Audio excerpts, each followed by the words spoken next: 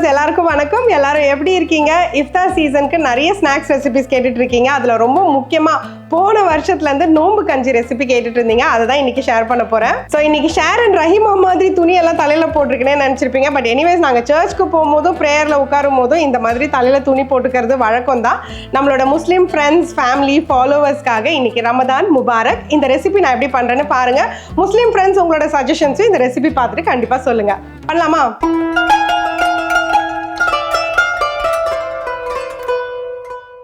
அவ்வளோதான், நம்ம ரெசிபிக்கு போயிடலாம். இதுக்கு நம்ம யூஸ் பண்ண போகிற இன்க்ரீடியன்ஸ் எல்லாமே ரொம்ப ஈஸியானது. சமைக்கும் போது இதை கொஞ்சம் தள்ளி வச்சுக்கலாம், கொஞ்சம் ஃப்ரீயாக இருக்கும்.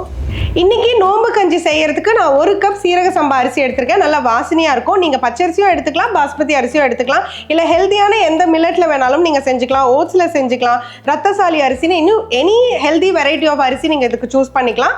என்னென்ன பொருட்கள் இப்போ நான் போட போகிறேன்னு பார்க்கலாம். ஸோ இதை செய்கிறதுக்கு நான் ப்ரெஷர் குக்கர் எடுத்திருக்கேன். நீங்கள் நார்மல் பாத்திரத்தில் செஞ்சிங்கன்னா ரொம்ப நேரம் ஆகும் வேகிறதுக்கு. So it's up to you, உங்களுக்கு எப்படி வேணுமோ அப்படி செஞ்சுக்கோங்க. ஸோ இதுக்கு நம்ம ஃபஸ்ட்டு இஞ்சி, பூண்டு, பச்சை மிளகாய் இடிச்சுக்க போகிறோம். உங்களுக்கு வேணும்னா நீங்கள் பேஸ்ட்டாக கூட சேர்த்துக்கலாம். பட் இடிச்சு சேர்க்கும் போது டேஸ்ட் ரொம்ப நல்லாயிருக்கும். ஃபஸ்ட் அதை நம்ம இடிச்சுக்கலாம். ஸோ இதுக்கு 3 பல் பூண்டு, ஒரு சின்ன துண்டு இஞ்சி, 3 பச்சை மிளகாய், இதை இடிச்சுப்போம். ஸோ அவ்வளோதான், தட்டியாச்சு. ஓரளவுக்கு ஒன்றும் அதிகமாக தட்டிக்கிட்டாலே போதும். இப்போ குக்கரை வச்சுட்டு ஸ்டவ் ஆன் பண்ணிக்கிறேன். இப்போ குக்கர் சூடாயிடுச்சு. 4 டீஸ்பூன் எண்ணெய், எந்த எண்ணெய் வேணாலும் எடுத்துக்கோங்க. ஆனால் 2 டேபிள் ஸ்பூன் நெய் சேர்த்துக்கோங்க. அப்போ தான் ரொம்ப வாசனையாக இருக்கும். ஸோ நெய் மிஸ் பண்ணிடாதீங்க. நெய் சூடாகட்டும். இதுக்கு நான் ஒரே ஒரு பிரிஞ்சி இலை சேர்க்குறேன். 3 ஏலக்காய், 3 கிராம்பு, 3 சின்னதாக ஒரு 1 இன்ச் 1.5 இன்ச்சுக்கு 3 பட்டை சேர்த்துருக்கேன். இது மட்டும் தாளிப்புக்கு போதும். ஸோ இந்த ரெசிபிக்கு சின்ன வெங்காயம் யூஸ் பண்ணிங்கன்னா நல்லாயிருக்கும். நான் முழுசாகவே சின்ன வெங்காயம் தான் யூஸ் பண்ணுறேன். ஒரு 15லேருந்து 20 சின்ன வெங்காயம் எடுத்துருக்கேன். மோஸ்ட்லி எல்லாத்தையுமே கட் பண்ணிவிட்டு அங்கங்கே முழுசாக தெரியறதுக்காக ஒரு 5-6 சேர்த்துக்கிறேன். உங்களுக்கு வேண்டானே நீங்கள் நார்மல் வெங்காயமே ஒரு பெரிய வெங்காயத்தை கட் பண்ணிக்கோங்க. ஓரளவுக்கு ஒரு மீடியம் சைஸில் இருந்தால் கரெக்டாக இருக்கும். இந்த மாதிரி நோம்பு கஞ்சிக்கு முந்திரி பருப்பு நிறைய பேர் போட மாட்டாங்க. நான் கொஞ்சம் ரிச்சாக இருக்கிறதுக்காக போடுறேன். இட்ஸ் அப் டு யூ, உங்களுக்கு வேணும்னா சேர்த்துக்கோங்க. நான் ஒரு 5-6 முந்திரி பருப்பு அப்படி உடச்சி சேர்த்துருக்கேன். என்னடா இல்லாததெல்லாம் இவங்க சேர்க்குறாங்களேன்னு நினச்சிக்காதீங்க. சில பேர் போடுவாங்க, சில பேர் போட மாட்டாங்க. அண்ட் மசாலா பொறுத்த வரைக்கும் நீங்கள் திட்டமாக யூஸ் பண்ணாதான் டேஸ்டியாக இருக்கும். ரொம்ப மசாலாவாக இருந்தால் மூஞ்சில் அடித்த மாதிரி இருக்கும். இப்போ நம்ம வெங்காயத்தை சேர்த்துக்கலாம்.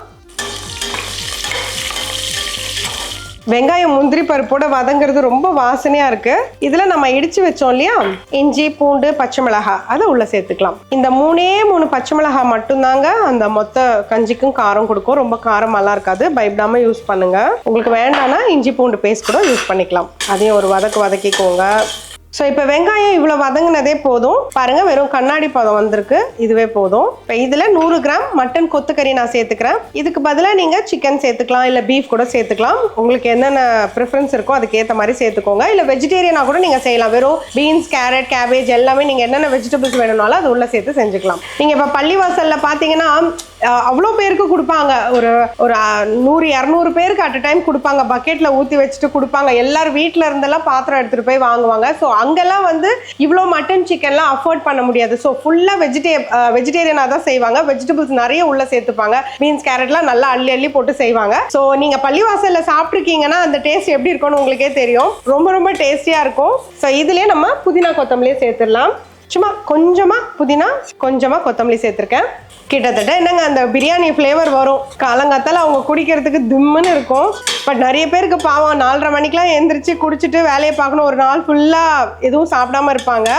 பிடிக்குதோ பிடிக்கலையோ எடுத்து 2 டம்ளர் குடித்தாதான் அன்றைக்கி நாள் ஃபுல்லாக அவங்களுக்கு கொஞ்சம் ஸ்ட்ரென்த் இருக்கும். அது நல்லா வதங்கட்டும்.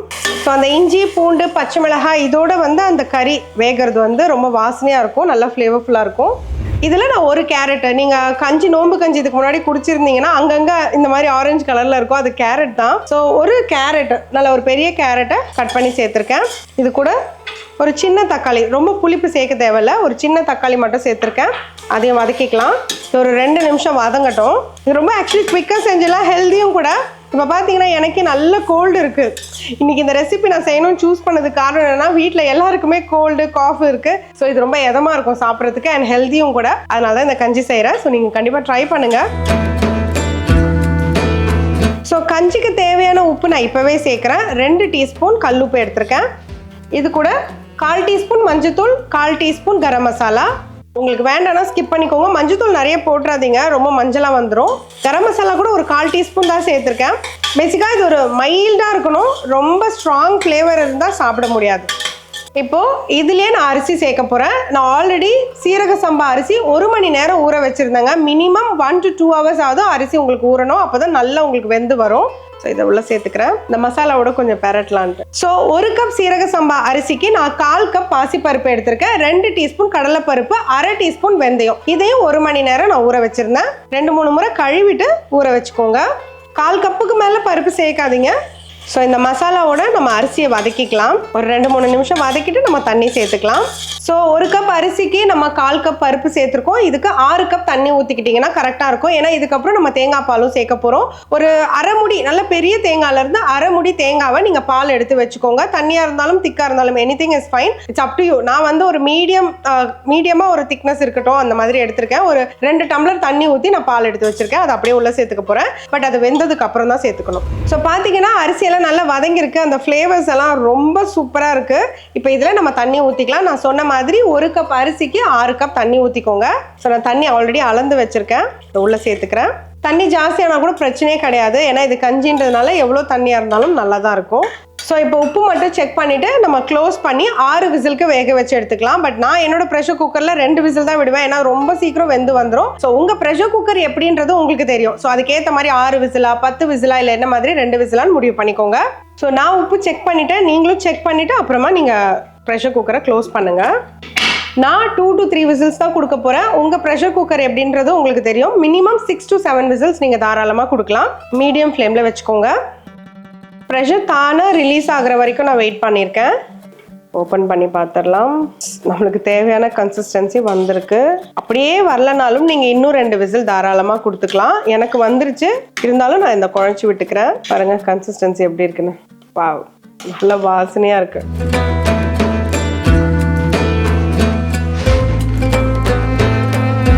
தேங்காய் பால் சேர்த்துக்கலாம். நான் சொன்ன மாதிரி பெரிய தேங்காயில் 1/2 முடி தேங்காயில் நான் பால் எடுத்திருக்கேன். 2 டம்ளர் தண்ணி ஊற்றி பால் எடுத்திருக்கேன். கூடவே கொஞ்சமாக தேங்காய் திருவல் சேர்த்துக்கிறேன், விச் இஸ் ஆப்ஷனல். உங்களுக்கு வேணும்னா சேர்த்துக்கோங்க. கொஞ்சம் கொத்தமல்லியும் சேர்த்துக்கிறேன், நல்ல வாசனையாக இருக்கும். கொத்தமல்லி சேர்த்துக்கோங்க.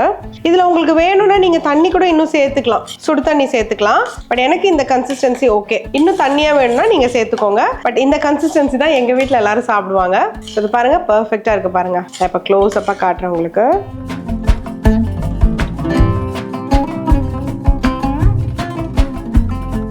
ஸோ தேங்காய் பால் சேர்த்து ஒரு 4 நிமிஷத்துக்கு சிம்மில் வச்சுருந்தேன். அதெல்லாம் ஒன்று சேர்ந்து கலந்து வந்துருச்சு. இப்போ அப்படியே எடுத்து சர்வ் பண்ணலாம் தான். ஆக்சுவலி இந்த நோம்பு கஞ்சியோட சமோசா, வடை, இன்னும் நிறைய ஸ்நாக்ஸோட சர்வ் பண்ணுவாங்க. உங்களுக்கு எப்படி வேணுமோ சாப்பிடுங்க. நாங்கள் இதை அப்படியே கஞ்சியோட குடிக்க போகிறோம். பட் இருந்தாலும் நான் இது கூட மட்டன் சமோசா வச்சு சர்வ் பண்ணி காட்டுறேன். எப்படி இருக்குன்னு பார்க்கலாமா? சர்விங் பவுலுக்கு மாத்திரேன். ஸோ மட்டன் சமோசா நான் வச்சுருக்கேன். நான் செய்யலைங்க, இது ஸ்டோர் பாட் தான். ஸோ எங்கள் வீட்டில் எல்லோரும் நான் இந்த நோம்பு கஞ்சி செய்கிறன்றதும் அந்த மூடுக்கு வந்தாச்சு. ஸோ என் ஹஸ்பண்ட் வந்து ஆர்டர் பண்ணி வாங்கி வச்சுருந்தாரு ரெடியாக. ஸோ எனக்கு இந்த கன்சிஸ்டன்சி பர்ஃபெக்டாக இருக்குங்க. உங்களுக்கு வேணும்னா இன்னும் கூட தேங்காய் பாலோ இல்லை சுடு தண்ணியோ கலந்துக்கோங்க. சும்மா டெக்கரேஷனுக்காக கொத்தமல்லி, சும்மா தேங்காய், அவ்வளோதான். சாப்பிட்றதுக்கே ரொம்ப நல்லா இருக்குங்க, எதமாக இருக்கும். when you don't feel like eating anything, இந்த கோல்டு, காஃபு, ஃபீவர் இருக்கிற டைமில் இது நல்ல ஹெல்த்தியான ஒரு கஞ்சி. ஸோ அதனால் நீங்கள் இந்த மாதிரி செஞ்சு சாப்பிட்டு பாருங்கள். ஸோ நான் இந்த மாதிரி தான் சாப்பிடுவேன் ஜென்ரலி, நீங்களும் ட்ரை பண்ணுங்கள். ஸோ இப்போ டேஸ்டிங் டைம். சூடாக வேறு இருக்கு, ரொம்ப எதமாக, ரொம்ப சூதிங்காக இருக்குது. அதுவும் என் கோல்டுக்கு ஸோ கம்ஃபர்டபுள் டு ஹாவ். இது வந்து ஒரு பவுல் சாப்பிட்டாலே ஸ்ட்ராங்காகவும் இருக்கலாம், நம்ம உடம்பு சரியில்லாமல் இருக்கிறதுக்கும் ரொம்ப நல்லாயிருக்கும்.